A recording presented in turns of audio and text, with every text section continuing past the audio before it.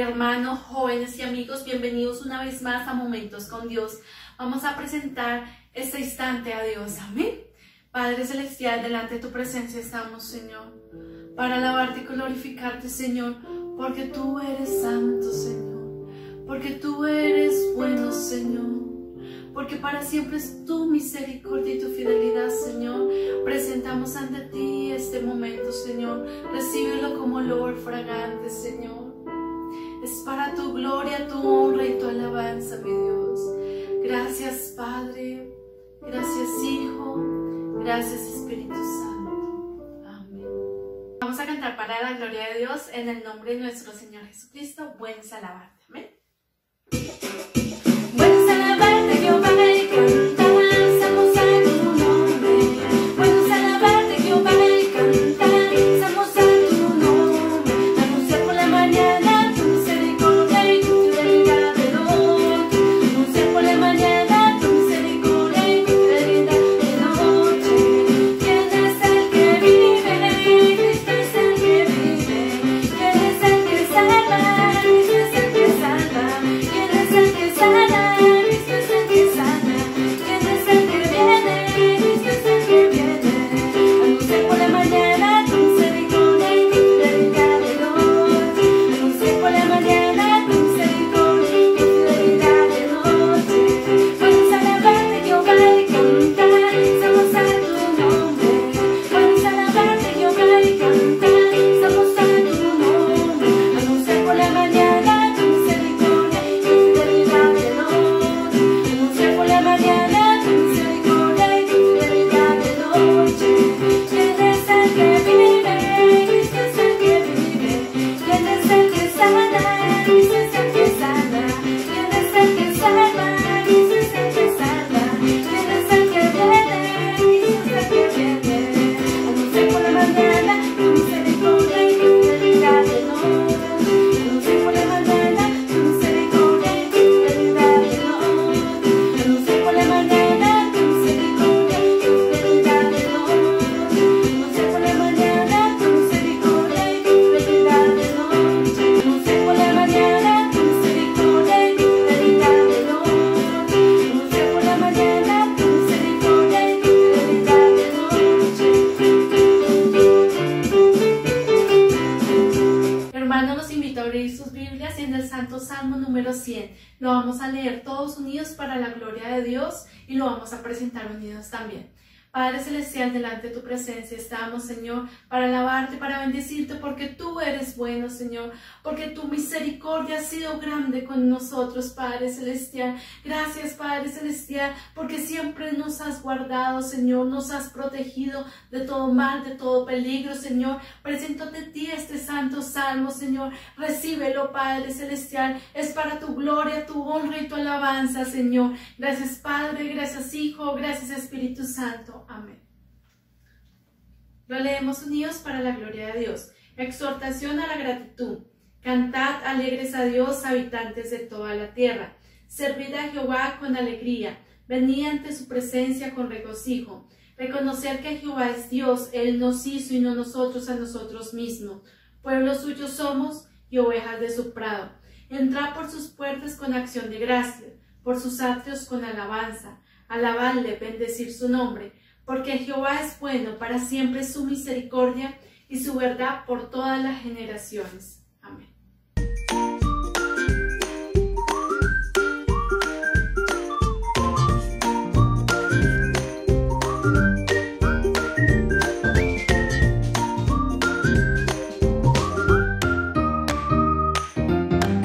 Les queremos dar la bienvenida nuevamente a aprender de la palabra de Dios.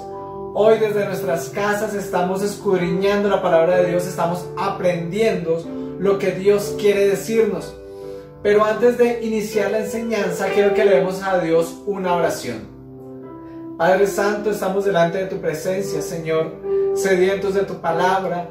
Queremos escucharte, Señor, queremos escucharte hablar, queremos escuchar lo que tú tienes para nuestras vidas, Señor.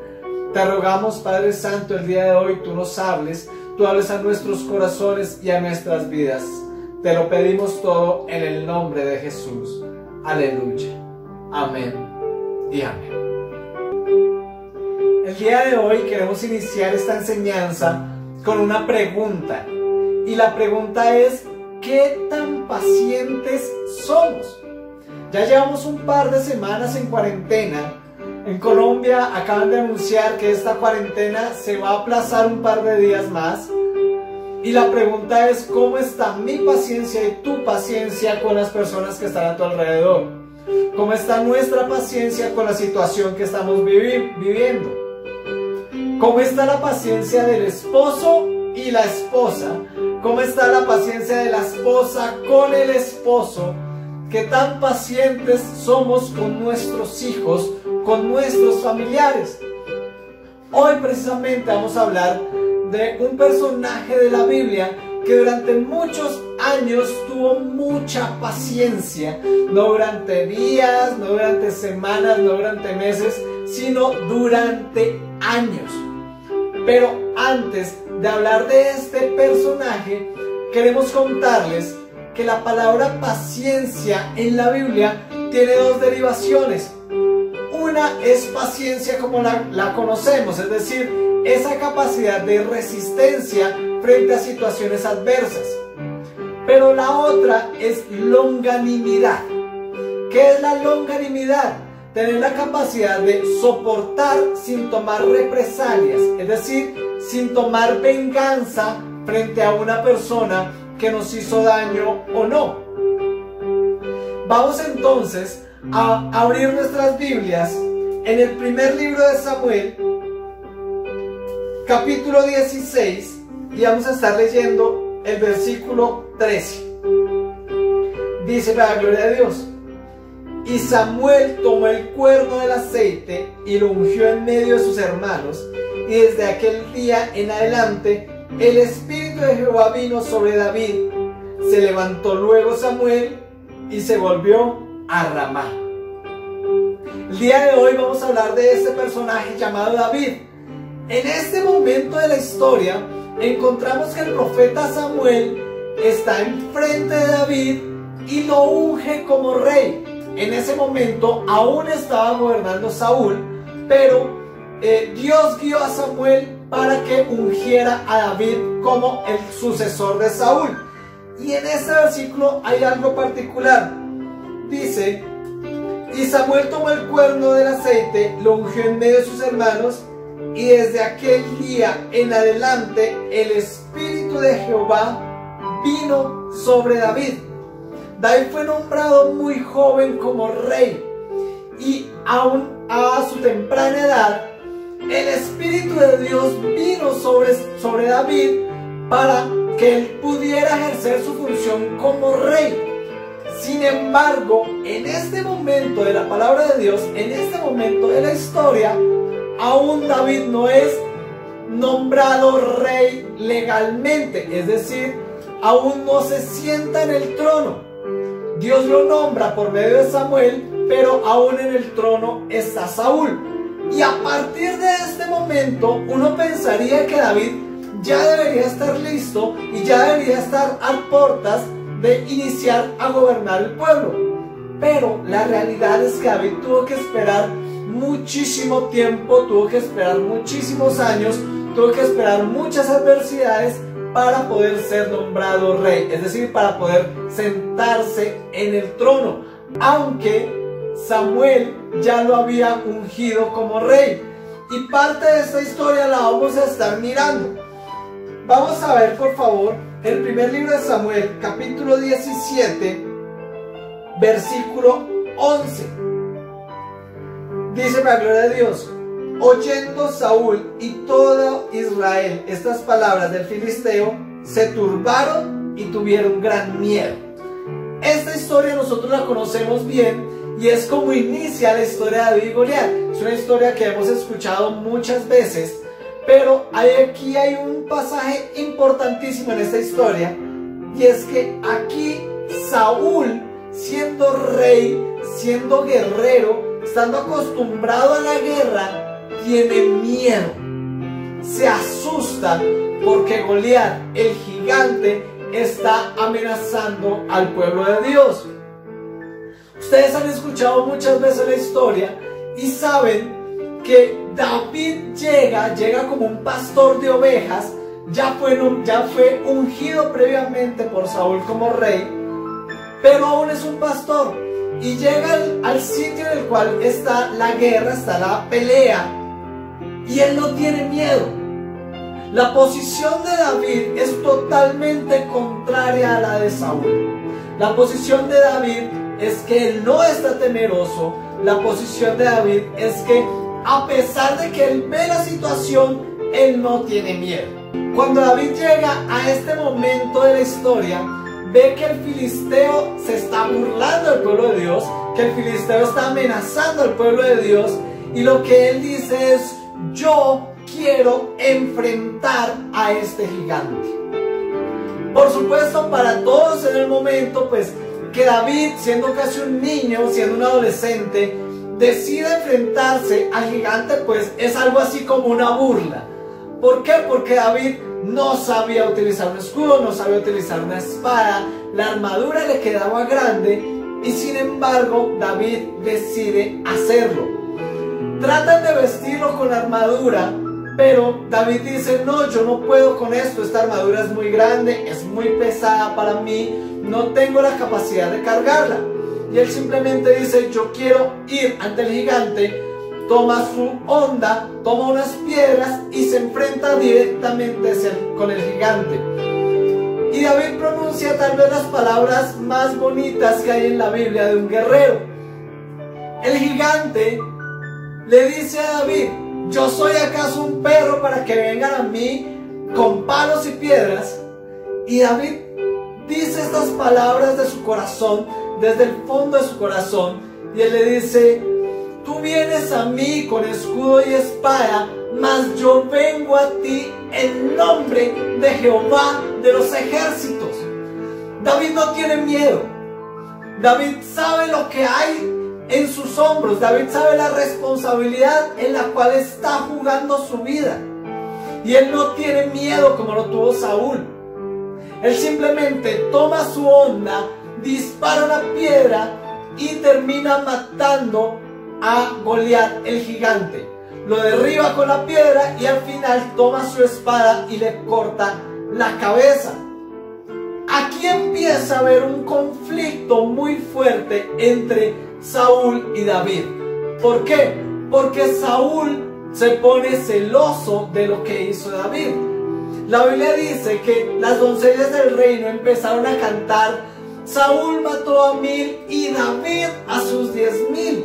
Porque el reino de David, o la lucha de David, empieza a crecer y su reconocimiento en el pueblo es cada vez más importante. Cada vez David es mucho más conocido entre las gentes, incluso más que el propio Saúl. Entonces Saúl se pone celoso de David y Saúl empieza a hacerle la vida imposible a David. Y quiero que veamos un poco más adelante en primer libro de Samuel, capítulo 19, versículo 10. Y aquí nos estamos saltando una parte de la historia, pero llegamos a un punto importante. Dice: para la gloria de Dios. Y Saúl procuró enclavar a David con la lanza a la pared, pero él se apartó de delante de Saúl, el cual hirió con la lanza en la pared, y David huyó y escapó aquella noche. David es un invitado a la mesa del rey en ese momento.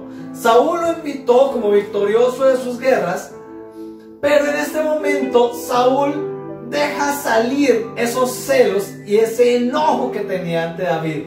Y lo que hace Saúl es que toma su lanza, la tira hacia David y trata de asesinarlo. David, por supuesto, es un muchacho muy ágil. David es un muchacho que logra evadir esta lanza y termina huyendo de la presencia de Saúl. Y entonces Saúl se llena aún más de enojo y empieza a perseguir a David para asesinarlo. Empieza a perseguir a David. Tengamos en cuenta algo: David en este punto ya fue ungido como rey por Samuel. Sin embargo, está huyendo del rey que está en este momento en el trono. Saúl lo empieza a perseguir y empiezan a suceder unos sucesos supremamente importantes en la historia de estos dos personajes. Quiero que lo veamos en los versículos 15 y 16 del mismo capítulo 19. Dice para la gloria de Dios: volvió Saúl a enviar mensajeros para que viesen a David diciendo: traédmelo en la cama para que lo mate. Y cuando los mensajeros entraron, he aquí la estatua estaba en la cama y una almohada de pelo de cabra en su cabecera. David se entera que Saúl tiene un plan para matarlo durante la noche, y lo que hace es que al acostarse con su esposa en este momento pone una estatua en la cama y él no está en la cama. Cuando llegan los mensajeros de Saúl a matar a David en la cama, se encuentran que David ya ha escapado, David ya ha huido de lo que sería su muerte fija. Pero aquí no se detiene Saúl. Saúl no dice: ya no voy a atacar más a David. Saúl continúa atacando a David, y en el capítulo 24, versículos 4 al 8, tenemos un pasaje muy importante que demuestra la longanimidad de David, es decir, su capacidad de soportar una situación sin tomar represalias. Dice para la gloria de Dios: entonces los hombres de David le dijeron: he aquí el día de que te dijo Jehová, he aquí que entregó a tu enemigo en tu mano, y harás con él como te pareciere. Y se levantó David y calladamente cortó la orilla del manto de Saúl. Después de esto se turbó el corazón de David porque había cortado la orilla del manto de Saúl. Y dijo a sus hombres: Jehová me guarde de hacer tal cosa contra mi señor, el ungido de Jehová, que yo extienda mi mano contra él, porque él es el ungido de Jehová. Así reprimió David a sus hombres con palabras y no les permitió que levantasen contra Saúl. Y Saúl, saliendo de la cueva, siguió su camino. También David se levantó después y saliendo de la cueva dio voces detrás de Saúl diciendo: mi señor el rey. Y cuando Saúl miró hacia atrás, David inclinó su rostro a tierra e hizo reverencia.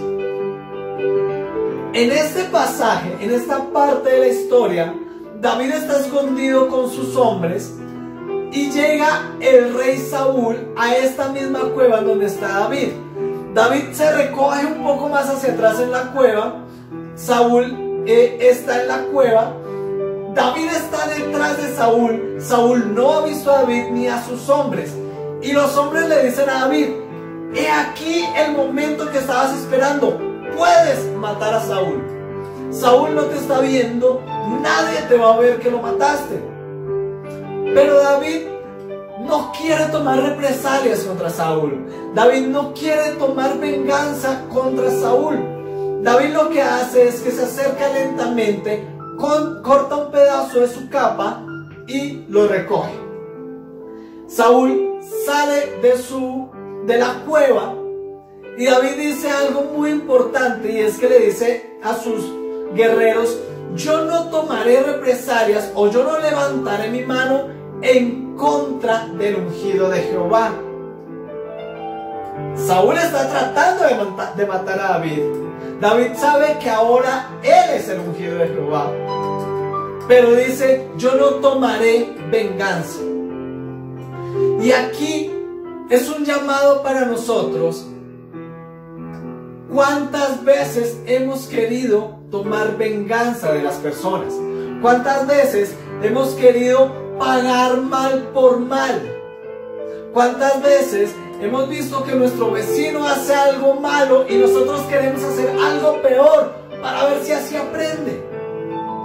Debemos aprender de David. Debemos aprender de esa longanimidad que tuvo David. Soportar sin tomar represalias. Incluso muchas veces hemos orado a Dios diciendo: castiga a mi vecino que está haciendo esto, castiga a mi vecino que está haciendo lo otro. ¿Es esa la demostración de un hijo de Dios? Es eso lo que nosotros estamos demostrando, el amor que Dios ha puesto en nosotros para los demás. Aprendamos de esta longanimidad, aprendamos de esta paciencia que tuvo David. David no tomó venganza a Saúl. David no mató a Saúl por la espalda, porque Saúl era el rey y para David eso era muy importante. Saúl sale de la cueva, David sale detrás de él, lo llama y le hace una reverencia. ¿Por qué le hace reverencia? Porque Saúl sigue siendo el rey. En los pasajes siguientes dice que David le dijo a Saúl: yo pude haberte matado, pero no lo hice por respeto, y le muestra el pedazo de capa que había tomado. ¿Qué tan pacientes somos nosotros? Desde el momento en que David fue ungido hasta este punto ya han pasado muchos años. Ya David ha recogido un grupo de hombres guerreros, ya David se casó, ya pasaron un montón de situaciones y aún la respuesta de Dios en la vida de David no se ha dado. Aún David no está sentado en el trono. Hemos escuchado muchas veces que Dios nos va a sacar de esta situación. Dios nos prometió que si le creemos, entonces vamos a salir de esta cuarentena, vamos a salir de los problemas económicos, vamos a salir de la enfermedad.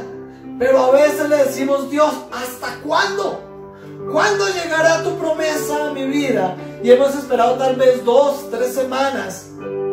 O tal vez ya llegamos a un mes, o tal vez ya vamos un poco más de un mes en esta situación, esperando la respuesta de Dios y aún no ha llegado. No sé cuál es la promesa que hay para tu vida, no sé lo que Dios te prometió y no sé cuánto tiempo has esperado, pero hoy te digo: sé paciente, espera en Jehová, espera las maravillas y las obras de Jehová, porque Jehová lo va a hacer, porque Jehová va a llevar a buen término lo que te prometió. Después de este momento en la historia de David, aún siguen pasando muchas cosas. David vuelve a perdonar la vida de Saúl en un momento similar al que ya vimos. Y después de muchos y muchos años, David por fin logra llegar al trono. Por fin logra ser rey después de que Saúl y su hijo mueren. Pero esa paciencia de David, desde muy joven hasta que fue rey, fue lo que lo llevó a lograr el objetivo. ¿Cuántos años tuvo que esperar David? Muchísimos. ¿Cuánto tiempo hemos esperado tú y yo la respuesta de Dios? Tal vez hemos esperado 1 año, tal vez hemos esperado 2 años, tal vez 2 semanas, un par de días. Y de pronto, cuando nosotros vemos que la respuesta se tarda, entonces empezamos a pensar: ¿será que la promesa es cierta? ¿Será que la promesa de Dios en mi vida sí se va a cumplir? Yo te digo hoy: sí, Dios no miente. Y cuando Dios promete, Dios cumple. Pero debes ser paciente. Debemos esperar la respuesta. Debemos esperar que Dios hable a nuestras vidas, que Dios llegue a nuestras vidas. El momento llegará, el momento exacto llegará, pero debemos ser pacientes, debemos esperar. Y tal vez su prueba en este momento es una enfermedad, y esa enfermedad aún sigue doliendo, aún te sigue afectando, y tú dices: Dios, ¿cuándo me voy a sanar? Espera en Dios. Y de pronto tu problema es una situación económica que ya lleva años, que ya lleva meses, que ya lleva días, y tú sigues esperando, y tú sigues en la misma dificultad, y le estás diciendo a Dios: Dios, ¿hasta cuándo tengo que esperar? Sé paciente, el momento llegará. No te desesperes, mantén la paciencia, clama a Dios, acércate a Dios cuando más angustiado estés, acércate a Dios cuando más desesperanza haya en tu vida. cuando aprendas a entregar esas cosas a Dios, esas situaciones a Dios, cuando aprendas a tener paciencia, cuando aprendas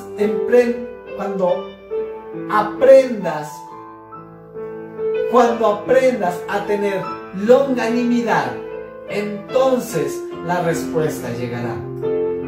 Si has esperado mucho tiempo, si has sentido que de pronto la respuesta está demasiado tardía, yo te invito en este momento a que tú cierres los ojos. Vamos a pedirle a Dios que Dios nos dé esa paciencia que necesitamos, porque Él sabe bien que nos cansamos de esperar, porque Él sabe bien que a veces no es fácil, que nuestra humanidad nos llega a ganar. Padre Santo, hoy estamos delante de ti, Señor. Padre Santo, hemos esperado tu respuesta durante tanto tiempo, Señor.